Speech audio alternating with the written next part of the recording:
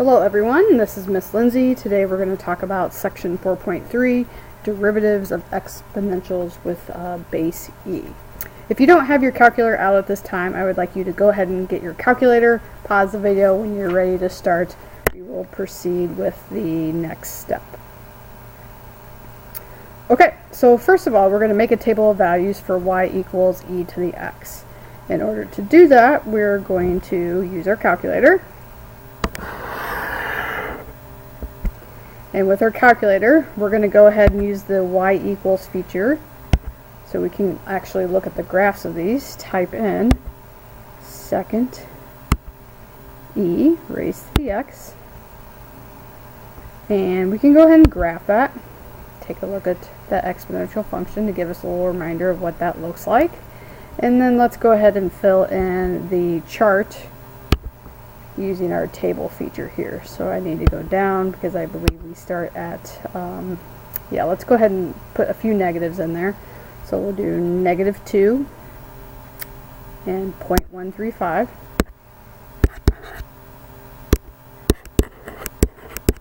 And if you would go ahead and pause and just fill in the rest of these values for your table. We'll do -2 up to 4. So go ahead and pause and fill those in.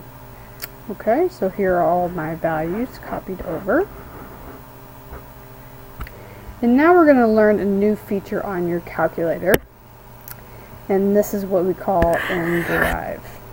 Okay, so this will tell us a specific value of y at each value x. So again, it tells you a value at the derivative of y at each value of x. So let me go ahead and show you how to actually plug this into your calculator. We're again going to also plug it into our graph. So I'm going to go down to y2. In order to find the derive, I need to go to math, and it's going to be number 8. So if I scroll down here to number 8, in derivative, it really should be. Now, this might look a little bit different than some calculators. So I'm going to go ahead and enter this in, and before I push enter, I'll show you if yours looks a little bit different. It probably just says in derivative with parentheses, and I'll show you what you need to actually type into that. So we're going to take the derivative with respect to x, and in the parentheses there, we're going to actually enter in our function. So we'll put e to the x, and this means we want to take it at a specific point, but we want to take it at all the various points that are going to be calculated when they actually graph it. So we're going to enter x there. So before I push enter, if you have the other calculator, you will see something like this. So you will need to type in e to the x, comma, x, comma, x, and then close your parentheses. That is also equivalent to this, depending upon the version of calculator that you have. So now let's go ahead and take a look here. If I push graph, I want you to think about some observations that you're noticing here. Do you only see one graph? And why would you only see one graph? Well, let's take a look at the table. Maybe that will tell us a little bit more information here. So the y1, if you recall, it's e to the x. y2 is the derivative of e to the x. And what do you happen to notice about all these values? And if you did say they're exactly the same, you are correct. It is all the same as above. So hopefully you realize that when you find the derivative of e to the x, it is simply e to the x. It is itself.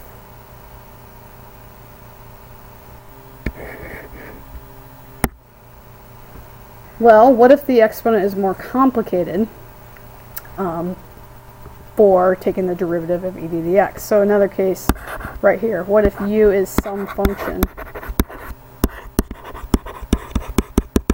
of x?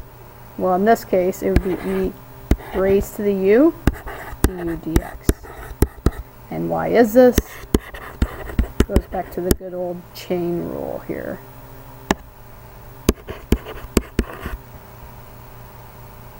Okay, So let's actually go ahead and practice a few of these.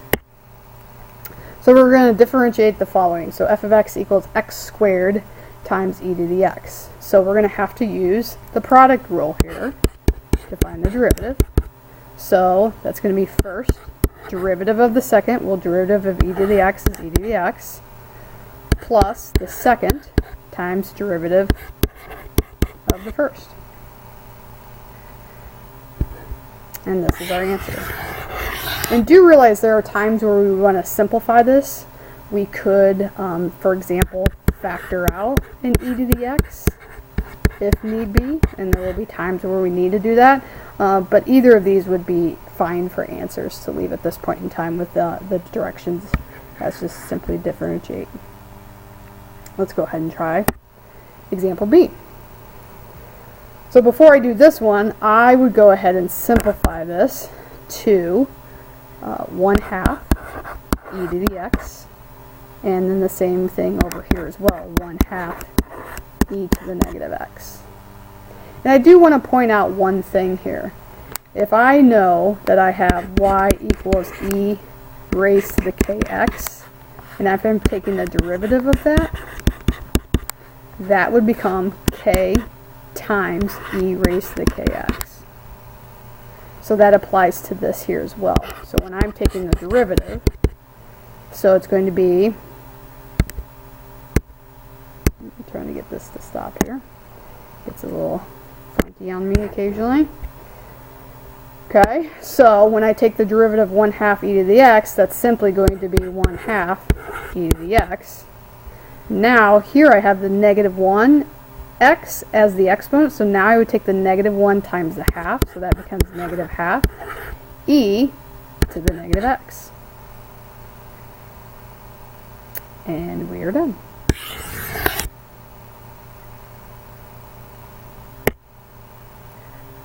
Let's go ahead and take a look at C. Okay, so here we're going to have to do the quotient rule. I'd like you to pause the video, go ahead and do this one on your own, and when you're done, push play to check your answer.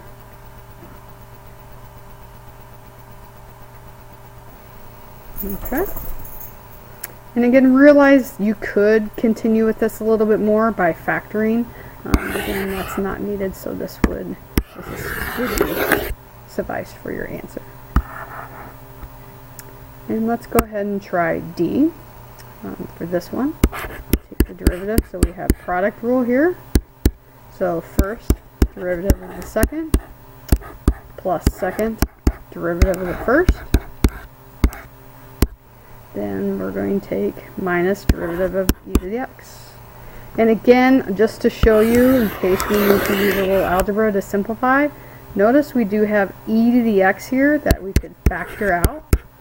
So this would become e to the x times the quantity x squared plus 2x minus 1. Either of these answers would be fine. Okay, so let's take this into what we were doing in our last unit and find the derivative implicitly. So dy dx. Okay. Derivative of y with respect to x. In this case, again, we'll have product rule. X, or first, times derivative of the second, plus second derivative of the first,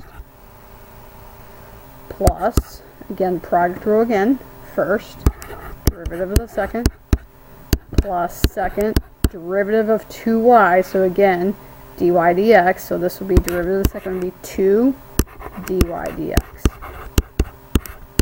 equals derivative of 0 to 0. And we want to go ahead and find dy dx, so we're going to go ahead and subtract everything over. So we'll have e dx, 2 dy dx, and then I'll subtract these, so I'll have minus x e to the x, minus e to the x, minus 2y e to the x, and then we can divide it by 2 dx, e to the x.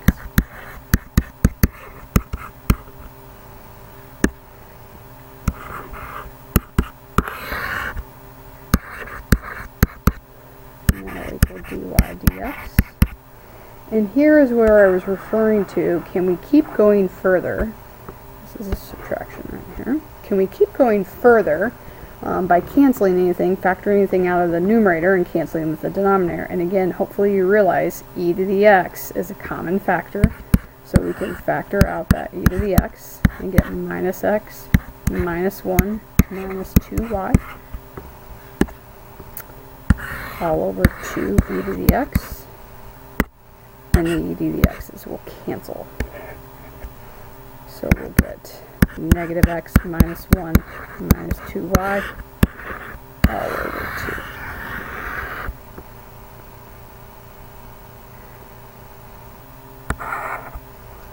2. Excuse me.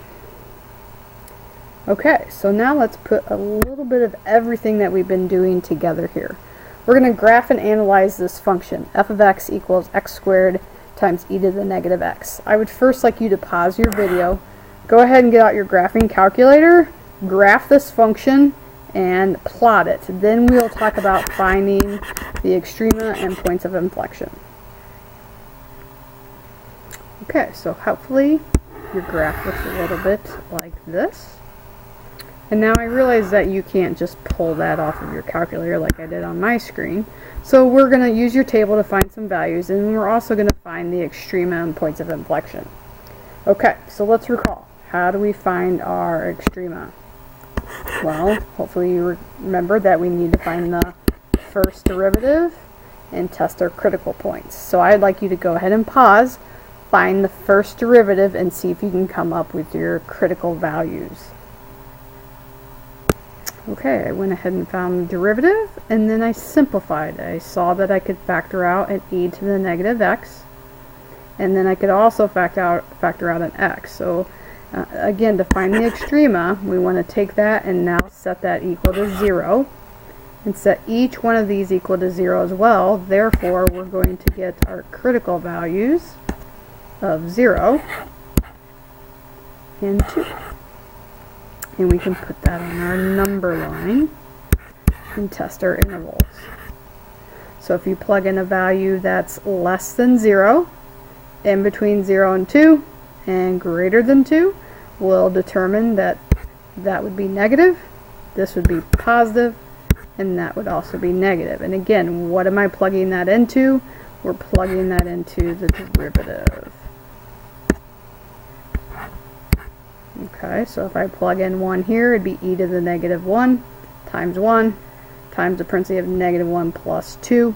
And again, you can plug that in your calculator to find that answer as well.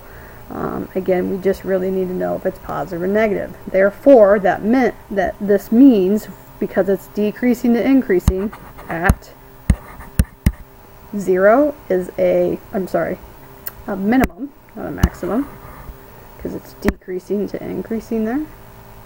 So this is going to be a minimum, and it's going to be a maximum at 2. So we'll have a minimum here, and then when you get to 2, that'll be your maximum. Alright, what about our points of inflection? And if you recall from our previous units, we have to find the second derivative. And again, find our critical values and put them on a number line and test them.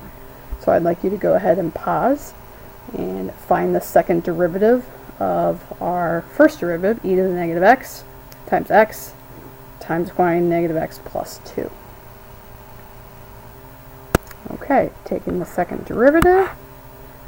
In this case, I went ahead and used e to the negative x times y negative x squared plus 2x. It was a little bit easier. Did that first. Simplified again by factoring out an e to the negative x. One important little portion I want to point out here, though, this negative needs to distribute through to this parentheses. That's why the signs change there. Simplify, and this does not factor when you set it equal to 0, so I use the quadratic formula. And again, we plug in our intervals, and we get this to be a positive minus and a positive. So you can see at 0.58 is one point of inflection, and at 3.414 is another one. Okay, so this concludes section 4.3, and here is your homework.